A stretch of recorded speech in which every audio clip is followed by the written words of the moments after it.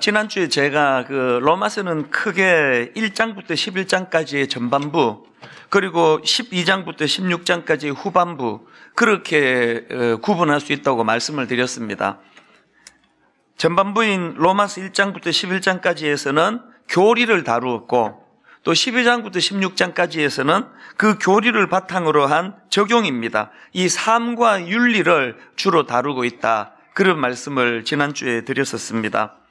제가 이런저런 책들을 찾아보니까 이 로마서의 전반부와 후반부의 특징을 다양하게 설명하는 것을 볼 수 있었는데요. 그 중에서 만화 로마서라고, 이게 만화라고 가볍게 볼 책은 아닙니다. 그 만화 로마서라고 하는 그 책에 보니까 이 부분을 이렇게 설명합니다. 로마서의 전반부는 우리가 믿어야 할 것들을 다루고 있고, 후반부는 우리가 행동해야 할 것들을 다루고 있다. 이게 참 저한테 와닿더라고요. 로마서의 전반부는 우리가 믿어야 할 것들, 우리의 구원을 위하여 하나님이 어떤 일을 행하셨던 것들에 대하여 우리가 믿어야 할 것들을 다루고 있고, 그런가 하면은 후반부에는 그 믿음을 바탕으로 우리가 행동해야 할 것들, 그런 것들을 다루고 있다. 그리고 이런 표현도 있었습니다. 교리는 하나님이 우리를 위해 행동하신 것에 대한 내용이고, 윤리는 우리가 하나님을 위해 행동하는 것에 대한 내용입니다.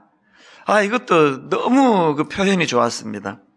하나님이 우리를 위해서 행하신 일들, 그것들을 살펴보는 게 교리고, 그 교리를 이해하면은 너무 감동이 되고 가슴이 벅차니까 이제 우리가 하나님을 위하여 행동하게 되는 것, 그게 윤리라는 거예요. 이 로마서의 전반부가 또 후반부가 어떻게 특징 짓는지 이제 잘 정리가 된 것 같은데요. 그래서 이제 오늘부터는 이 로마서의 이제 후반부를 이제 함께 살펴보게 되는데, 로마서 후반부가 이렇게 말씀을 시작합니다. 12장 1절. 그러므로 형제들아, 내가 하나님의 모든 자비하심으로 너희를 권하노니 너희 몸을 하나님이 기뻐하시는 거룩한 산 제물로 드리라. 이는 너희가 드릴 영적 예배니라. 흔히들 이 로마서 12장 1절 2절을 나머지 12장부터 16장 전체를 압축해 놓은 말씀이다, 요약해 놓은 말씀이다, 그렇게들 설명을 하는데요. 그렇기 때문에 이 로마서 12장 1절 2절에 나오는 그 단어 하나하나, 문장 하나하나가 얼마나 중요한지 모릅니다. 사실은 제가 원래 그 설교 제목을 다르게 잡았다가 이번 주 이 한 절을 한 번 설교로 이게 담겨지지가 않는 거예요. 그래서 제가 설교를 두 번으로 나누었습니다. 먼저 우리가 살펴봐야 되는 거는 제일 먼저 나오는 그러므로 형제들아, 이 그러므로라는 접속사예요. 이게 왜 중요하냐? 여기 나오는 그러므로 형제들아 할 때 이 그러므로라는 접속사는요, 앞에 나와 있는 1장부터 12장 전체를 다 아우르는 차원에서의 그러므로입니다. 하나님께서 우리를 구원해 주시기 위하여 어떤 일을 행하셨는지 너희들이 이제 다 알게 된 거 아니냐? 하나님이 너희들을 구원해 주시려고 어떤 놀라운 은혜와 은총을 베풀었는지 너희들이 다 알게 된 거 아니냐? 알았다면 그러므로 너희들은 이런 삶을 살아야 한다. 그러니까 이 전반부와 후반부를 연결하는 사다리 같은 차원에서의 그러므로예요. 그러니까 저는 한 몇 주 동안에 이 로마서 1장을 계속 읽고 또 자료도 찾아보고 또 묵상도 하고 그러면서 이 그러므로 형제들아, 이걸 자꾸 제가 이걸 되뇌어 보다 보니까요, 여기 나오는 이 그러므로라는 접속사가 이게 이 두 가지 균형을 가지고 살펴봐야 되게 하는 그런 깨달음을 얻게 되는 겁니다. 어떤 균형을 가지고 이 그러므로라는 접속사를 봐야 하느냐? 첫째로는요, 여러분 이제 우리는요, 그 로마서 전반부인 11장까지에서만 머물면 안 된다는 거예요. 11장까지에서만 머물러 있지 말고 이 그러므로의 사다리를 타고 12장으로 건너가야 된다는 것입니다. 앞에서 제가 로마서의 전반부는 우리가 믿어야 할 것들을 다루고 있고 후반부는 우리가 행동해야 할 것들을 다루고 있다는 그 정의를 제가 읽어드렸는데요. 오늘 솔직히 오래 예수 믿은 사람들의 문제가 뭡니까? 12장까지 해서 건너가지를 않아요. 그래서 막 교리 이런 건 굉장히 능통한데 또 그것 갖고 막 싸우기도 많이 싸워요. 이게 옳다 저게 옳다 이러는데 삶이 안 따라주는 거예요. 왜 그렇습니까? 11장으로 건너가는 사다리가 없어서 그런 거 아닙니까? 우리가 11장까지 해서의 하나님이 우리에게 행하신 그 일들에 대한 감격이 있다면 그러므로 형제들아 이 사다리를 타고 빨리 이제 우리가 하나님께 무엇을 해드려야 할지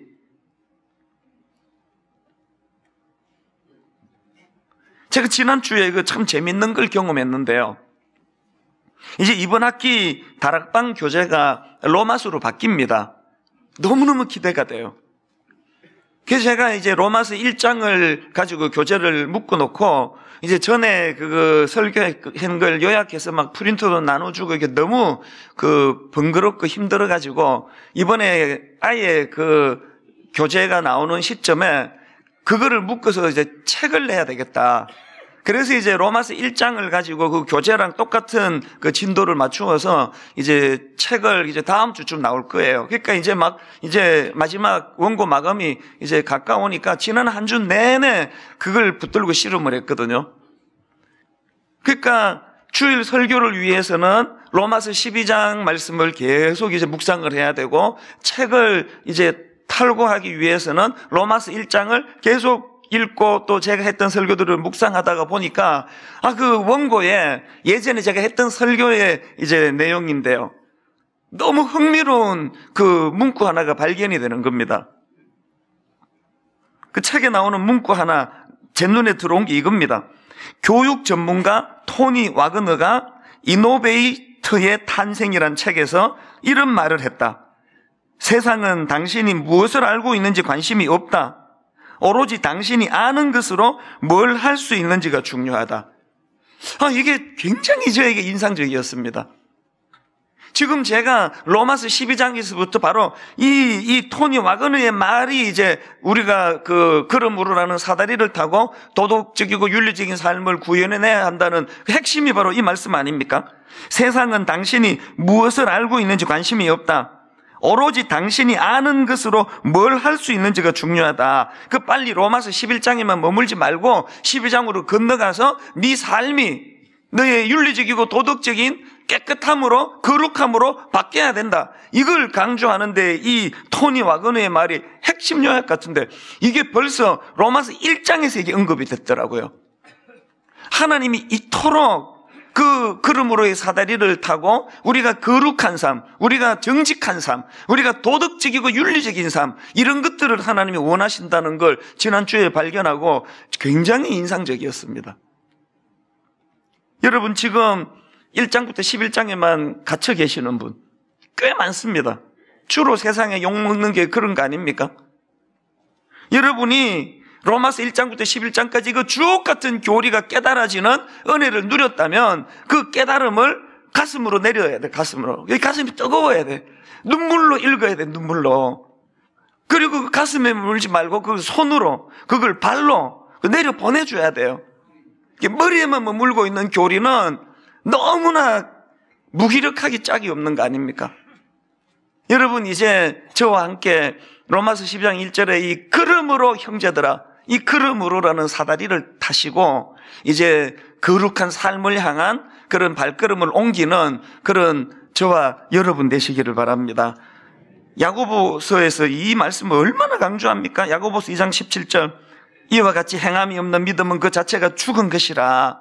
머리에만 교리를 가두어 두면 네가 11장까지 했으면 그렇게 그냥 머리로 지적인 어떤 그 탐구로 말씀을 받으면 그 죽은 거래요.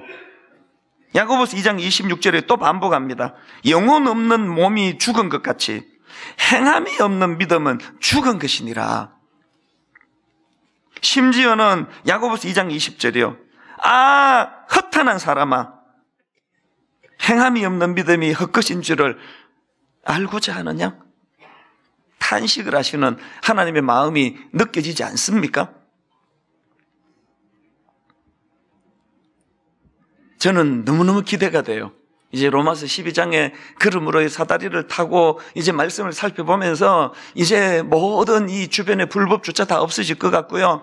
예배 마치고 나면은 그냥 나만 빨리 가겠다고 막 남의 사정 봐주지 않고 쏙쏙쏙 하는 이런 얌체들이 다 사라지고 너무나 걸음으로로 인해가지고 막 이제 예배 후에 막 질서정연한 우리의 모습을 너무너무 기대합니다.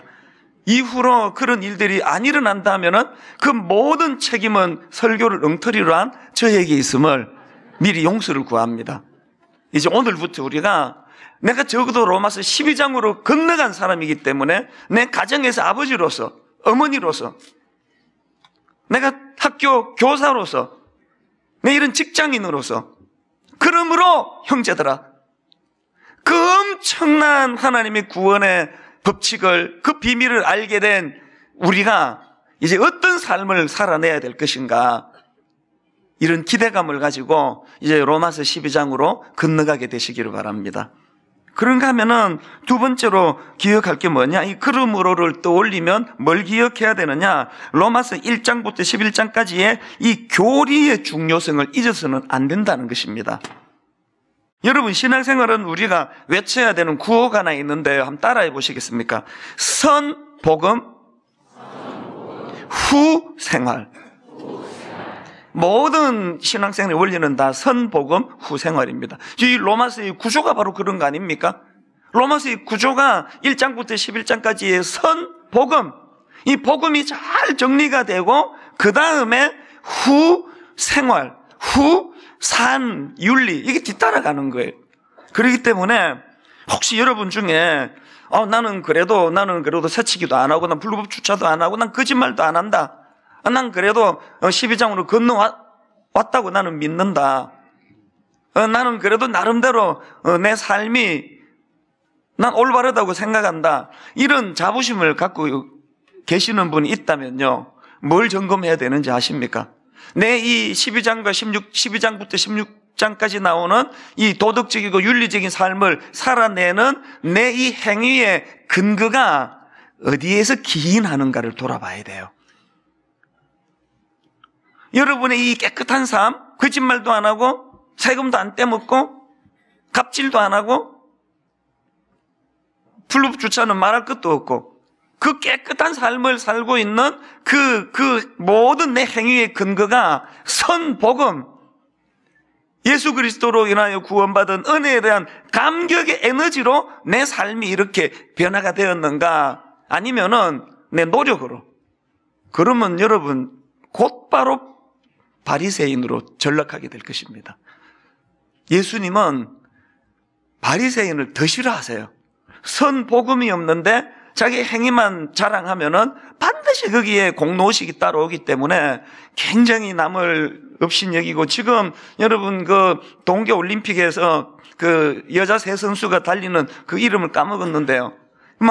많은 국민들이 그거 분노하는 게 그런 거 아닙니까? 내 행위가, 내 삶이 그래도 난 남들보다 깨끗해, 이런 생각을 가지고 있다면 자꾸 물어보셔야 돼요. 그렇게 깨끗한 삶의 근거가 선복음, 로마서 1장부터 11장까지에서의 그 은혜의 감격으로 인해 나온 깨끗함인가?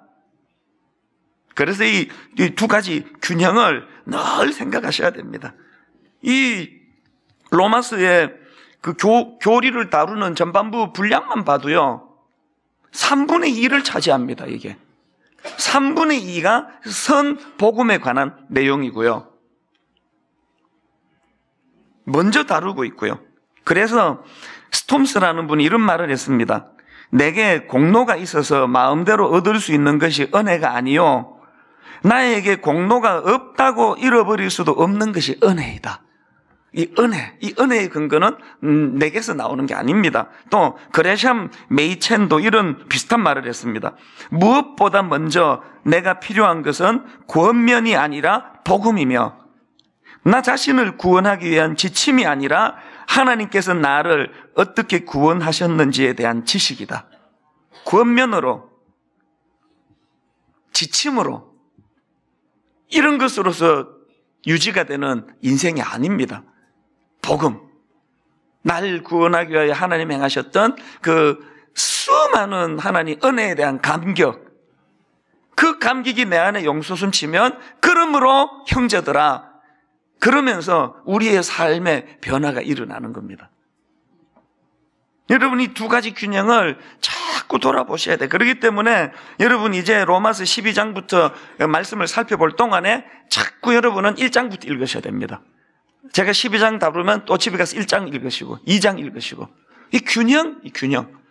우리 인간은요, 이 균형을 잡기가 참 어려운 존재예요. 존 스토트 목사님이 로마서 강의 그 책에 흔들린 목을 주교의 말을 인용하는 글을 제가 봤습니다.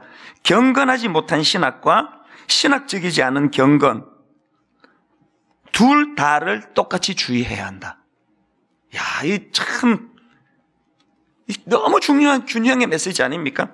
경건하지 못한 신학과 신학적이지 않은 경건, 둘 다를 똑같이 주의해야 한다.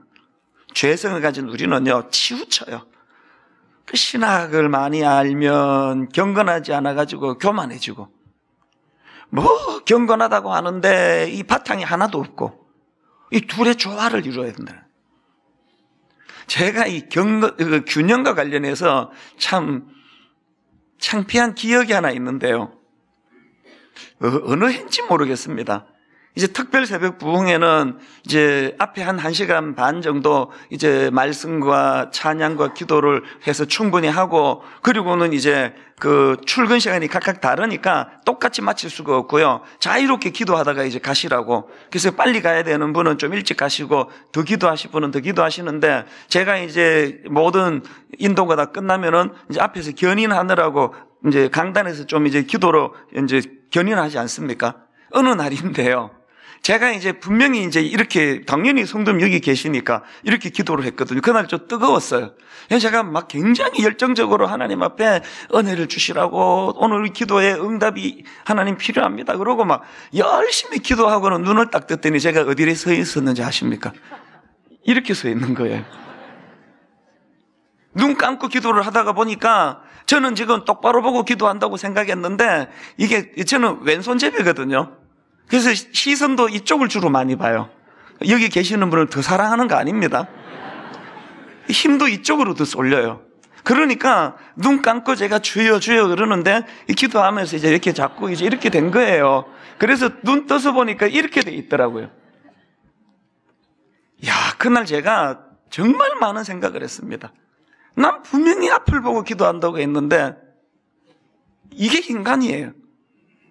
그래가지고 그날 이후로 이제 막 기도하다가 틈틈이 이렇게 보면서 합니다.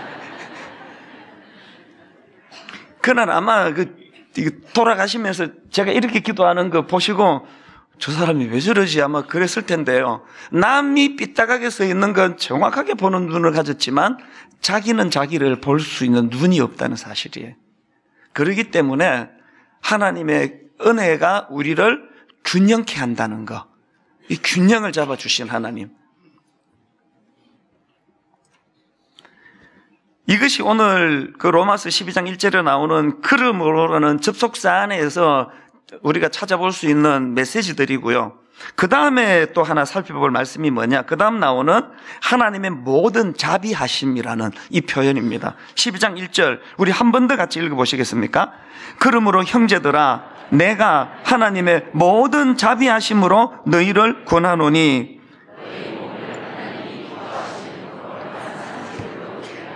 이는 너희가 드릴 영적 예배니라.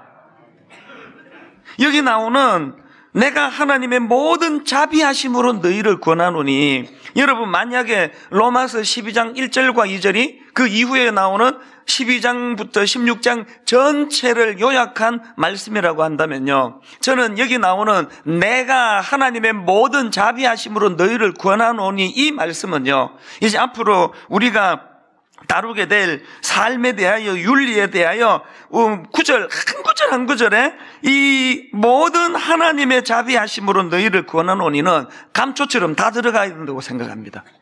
모든 하나님의 자비하심, 이것이 모든 내 삶의 행위의 근거가 되기 때문입니다.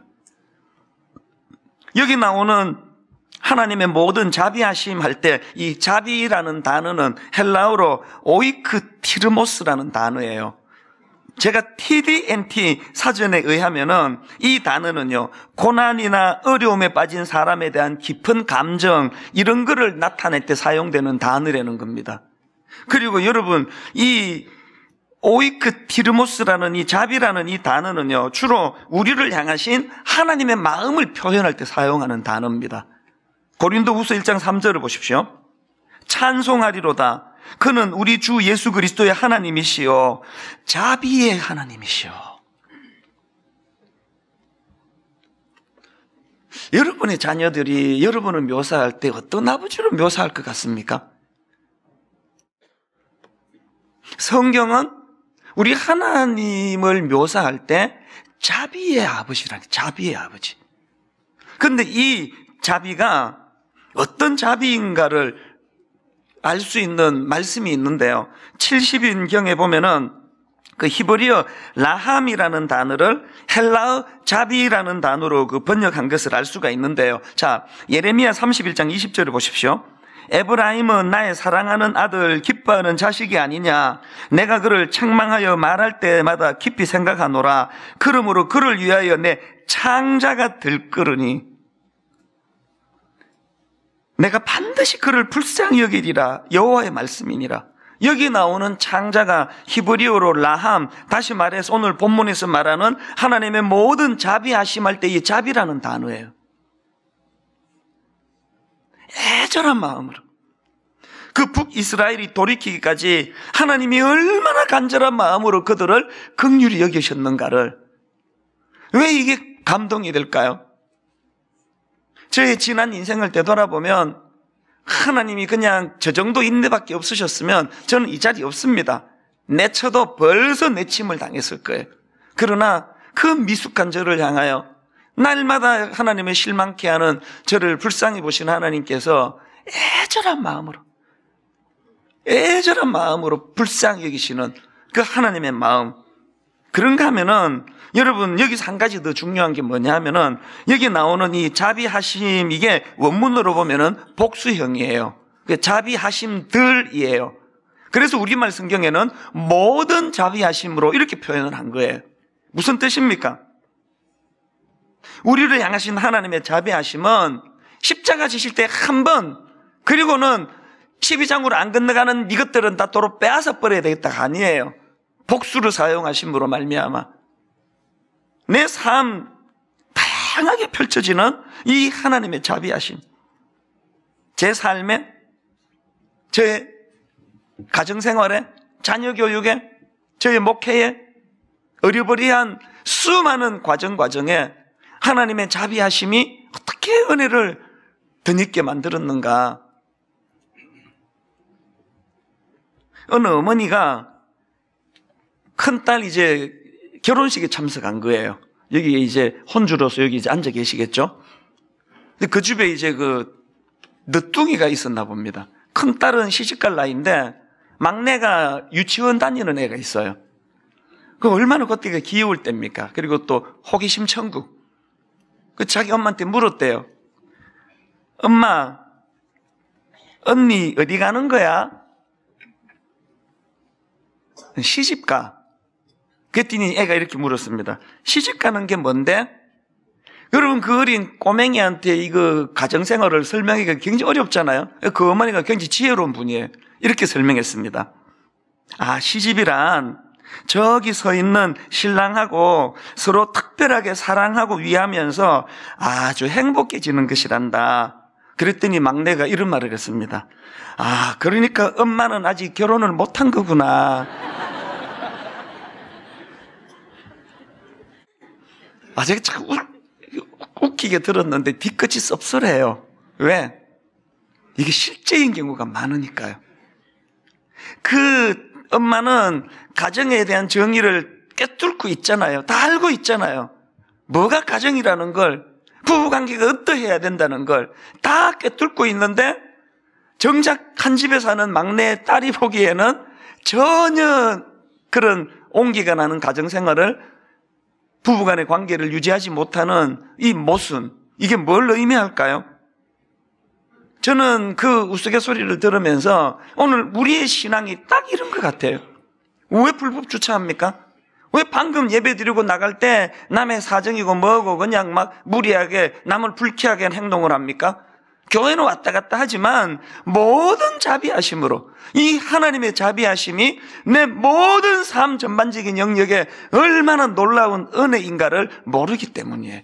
그 은혜를 모르니까. 그래서 저는 오늘 이런 의미에서 이제 로마서 12장 본격적으로 말씀을 살펴보기 전에 오늘 서론격으로 이제 1장 1절에 나와 있는 하나님의 모든 자비하심으로 이 말씀을 살펴보면서 저는 오늘 예배 드리는 모든 성도님 또 저 자신에게 하나님의 모든 자비하심이 여러분 삶에 선한 영향력이 되기를 주님 이름으로 축복합니다. 그러셔야 돼요.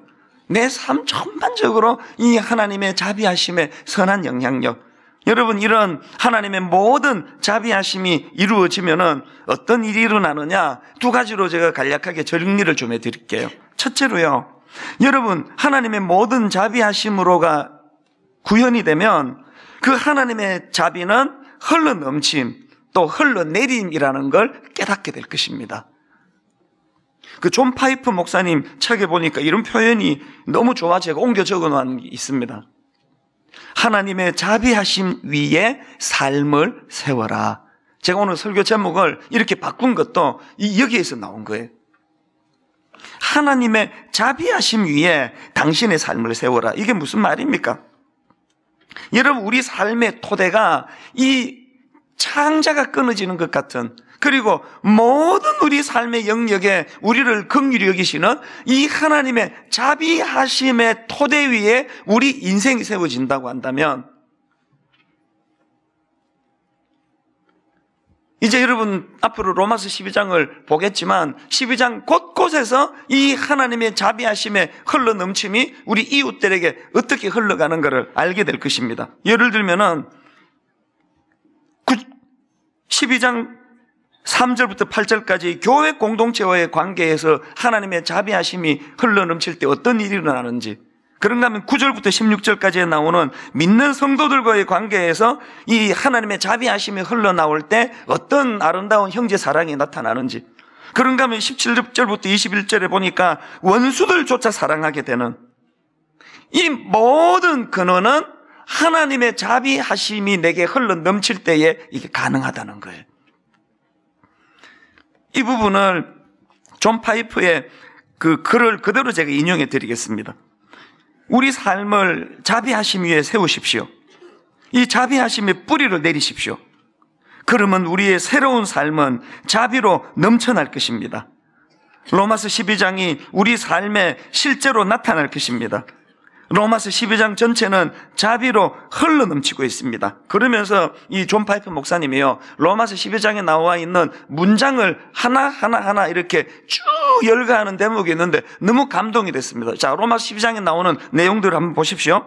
긍휼을 베푸는 자는 즐거움으로, 사랑에는 거짓이 없나니, 성도들의 쓸 것을 공급하며 너희를 박해하는 자를 축복하라. 우는 자들과 함께 울라. 낮은 대처하며 아무에게도 악을 악으로 갚지 말고, 너희가 친히 원수를 갚지 말고 내 원수가 줄이거든 먹이고. 이제 성경에 나와 있는 그 파편들을 쭉 이렇게 열거를 하는데 여러분 막 가슴이 뜨거워지는 거예요. 이제 내 삶에 이미 구현된 것도 많이 있지만 더 다듬어져서 아버지 이런 자리에까지 제가 나아가게 되는군요. 이 모든 일이 가능하기 위하여 내가 해야 될 조건은 하나, 아버지 내 삶이 이 하나님의 자비하심의 토대 안에 세워지기를 원합니다. 여러분 용서할 수 없어서 미운 사람이 있어서 괴로우십니까? 안 되는데 애쓰지 마시고요, 하나님의 자비의 자리로 나가세요. 내가 저 사람이 나한테 했던 짓보다 더 못된 짓을 하나님께 저질렀을 때 하나님이 어떤 자비로 나를 용서해 주셨던가. 사랑하기 어려운 분이 계세요? 결혼을 딱 했는데 신혼여행 가서부터 실망이 되는 사람이 있잖아요. 우리 집사람이 아니기를 바랍니다. 아, 이거 잘못 골랐구나. 내가 내 눈을 찔렀구나. 그러면서 괴로워하시는 분이 계시면요, 그거 정이 안 가는데 애쓰는 거는 그건 참 무모한 일이에요. 그 시도를 잠깐 내려놓고 하나님의 자비의 자리로 가셔야 돼요. 이것보다도 더 사랑스럽지 않았나. 죄로 말미암아 이쁜 구석이라고는 하나도 없던 하나님을 조롱했던 나 같은 걸 어떤 자비를 베풀어 주셔서 오늘 나를 이 자리까지 인도해 주셨던가. 내게 그 하나님의 자비가 흘러 넘치면은 그 사람이 사랑스러우시는, 저는 그런 경험을 여러 번 했습니다. 우리 집사람에 그런 얘기가 아니고요. 우리 교역자들을 대하면서 누가 내게 상처를 줬을 때 저는 이 방법으로 많이 치유를 받은 경험들이 있습니다. 그런가 하면은 두 번째로 우리 삶에서 하나님의 모든 자비하심으로가 이루어진다면 하나님의 자비는 예배적 삶의 원천이라는 사실을 깨닫게 되실 것입니다.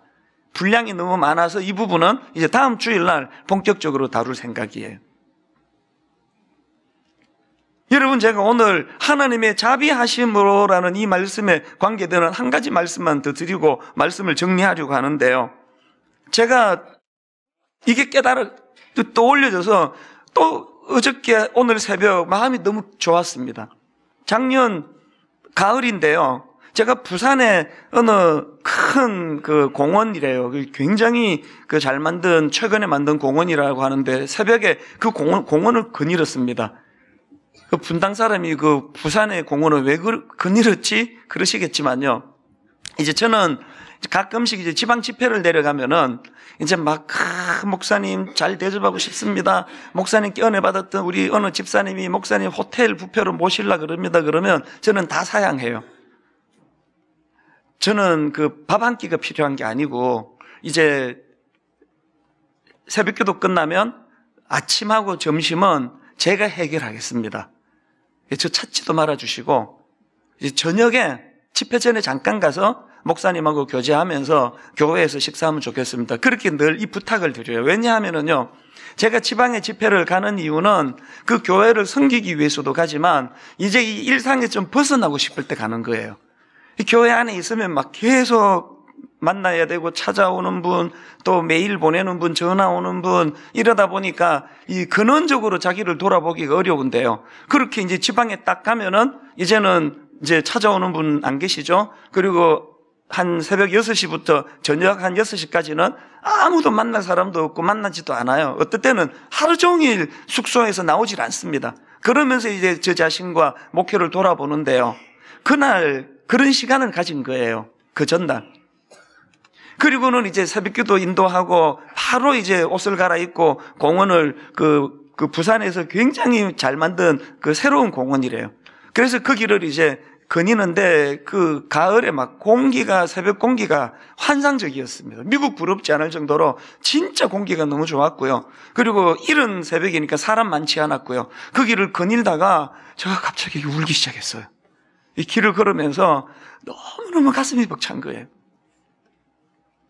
무슨 생각이 불쑥 들었냐 하면은, 이런 것까지 오픈해야 되나?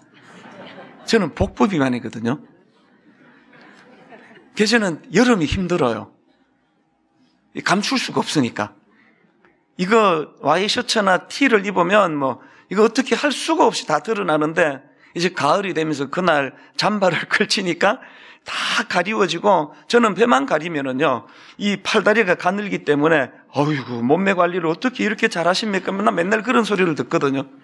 그날 제가 이렇게 거닐다가요, 왜 마음이 뜨거워졌냐 하면, 내 영이 이런 존재인데 사실은 하나님이 십자가로 내 모든 허물을 그런 겉옷으로 가리워주듯이 다 가리워줬지, 실제로 나는 복부 비만이고 이 위선적인 내 팔다리 때문에 사람들이 속아서 그런 거지, 저는 굉장히 이게 심각한 문제인데 내 영혼도 사실은 하나님이 그 십자가로 다 가리워져서 그런 거지, 이게 다 드러나게 되면은 부끄러운 것들이 얼마나 많은데, 제가 이제 새벽을 이렇게 다니다 보니까 갑자기 자기 연민에 빠졌어요. 제가 너무 불쌍한 거예요. 제가 목사라고 하면서 더 거룩하지도 못하고 목사라고 하면서 왜 이런 가리우는 것들이 많아야 되는 내 모습이 너무너무 가여워져 가지고요. 그렇게 연민의 정에 빠져 가지고 자꾸 이렇게 눈물이 나던데요. 그런데 여러분, 그 시간 후반부에 같은 눈물이 더 많이 나오기 시작했는데 눈물의 질이 어떻게 바뀐지 아십니까? 이런 나를 하나님이 자비를 베풀어 주셔서, 지난주 바울의 그 고백 다 들어보시지 않으셨습니까? 로마서 11장 33절, 깊도다 하나님의 지혜와 지식에 풍성하며 그의 판단은 헤아리지 못할 것이며 그의 길은 찾지 못할 것이로다. 이렇게 미련한, 내 가정 하나도 제대로 간수하기 어려운 저에게 하나님이 어떤 하나님의 지혜로 덧입혀 주셔가지고 이렇게 교회를 목회하는데 지장 없도록 해주셨던가, 그것이 너무너무 감사하고, 그런가 하면은 로마서 전반부 맨 마지막 구절, 이는 만물이 주에게서 나오고 주로 말미암고 주에게로 돌아감이라 그에게 영광이 세세히 있을지어다. 아멘. 결국은 이 저 같은 부족한 인간의 입술을 통해서도 하나님께 영광이라고 하는 이 고백을 드릴 수 있게 해주시니, 오늘 새벽에 그때 부산을 거닐었던 그 기억이 떠오르면서 너무너무 마음이 뜨거워지는 거예요. 여러분하고 저하고 다른 거 하나도 없습니다. 저는 지난주 말씀드린 그 권사님처럼 그렇게 거룩하게 살지도 못하는 사람이에요. 여러분하고 저하고 하나도 다른 게 없지만 결정적으로 다르기를 원한다면, 여러분, 내 이 부족한 인생은 철저히 하나님의 자비하심이라는 토대에서 진행되기를 원합니다. 그래서 감추고 싶지 않고요, 다 드러내고 싶어요. 다 드러내야 하나님의 자비하심이, 여러분, 부끄러운 걸 자꾸 감추고 이렇게 해결하는 게 아니라, 이 드러내는 허물에도 불구하고 하나님의 자비하심은 창자가 끊어지는 마음으로, 저 자식 저거 왜 저렇게밖에는 못 살지? 기다려주시는 그 은혜. 로마서 12장부터 16장을 살펴보는 동안에 이 하나님의 자비하심에 대한 은혜가 우리를 견인하는 놀라운 역사가 일어날 줄로 믿습니다.